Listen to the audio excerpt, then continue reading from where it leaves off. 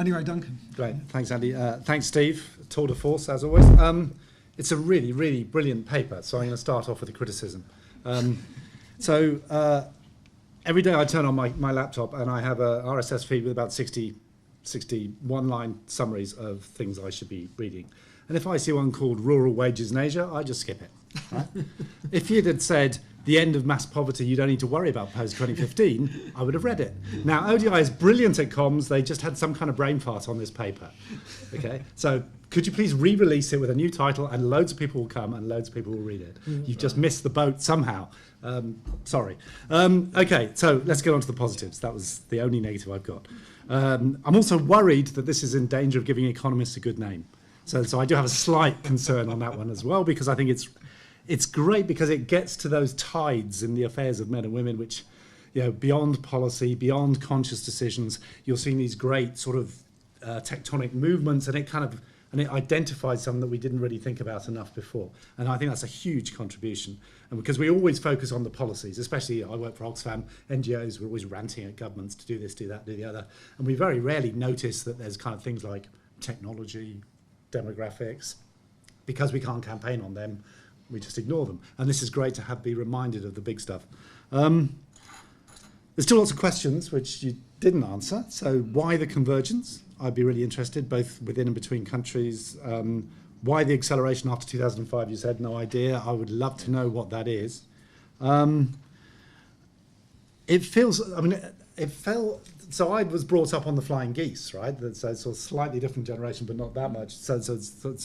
And the answer was always that China is such a vast goose, it will never take off. You know, that China will just has an infinite population. And this is the sort of sound of an enormous jumbo jet-sized goose taking off, and behind can come Africa and all the other countries. So it is a huge, I think you could play with metaphors even more than you have done on this one. This is an enormous goose taking off, not just China, but Bangladesh and some of the other high population countries.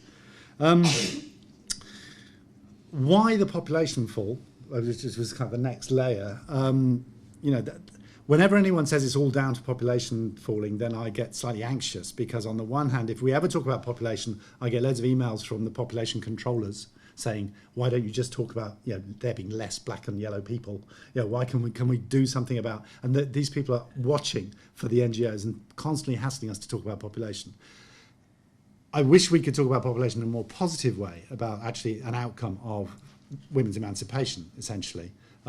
Once you talk about it like that, then actually I think it becomes a really interesting question, and which points in a way to a bit of a gap in this, which is the variable you didn't look at is women's emancipation, voice, agency, a whole bunch of political things, which may be the underlying factor behind all this stuff. I don't know, I can't tell from your paper.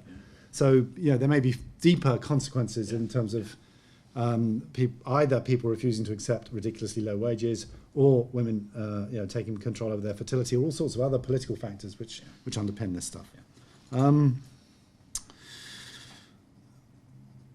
Great to hear manufacturing revived, industrial policies back, everything's looking good, Ha-Joon Chang walks tall, so that's all good stuff. Love to hear about that. Few final points. I'd be interested in what the impact of your findings are on inequality. Okay, so Oxfam's about to launch a big inequality campaign, and it's got me wondering whether this has a different impact on horizontal inequality and vertical inequality. It seems like convergence means a fall in those horizontal inequalities between population groups. Mm-hmm. But what's the impact on vertical inequality within society at large, the sort of, the distribution of wealth, that kind of thing. So I'd be interested to know what you found on that.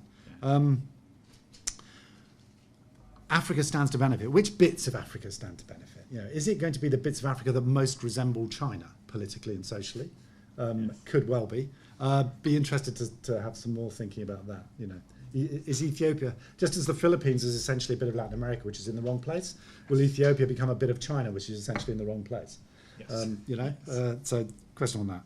Otherwise, a fantastic paper. Please reissue it with a new title. Thanks, Duncan.